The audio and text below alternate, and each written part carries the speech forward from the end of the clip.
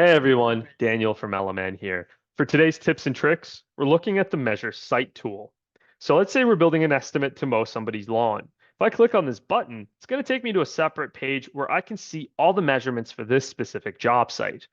This measurement right here, backyard lawn, has about 1,200 square feet. Now that I have this information, I can go back into the estimate and use a production rate calculator and plug that square footage in just to quickly determine how long it should take.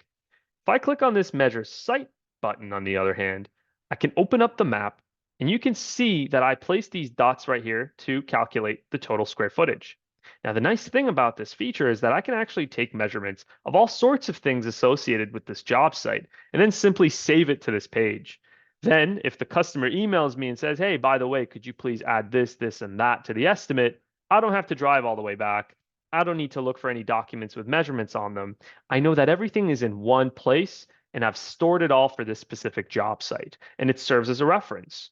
Now that I know how much square footage I'm working with, I can click on this production rate calculator and just plug it in here.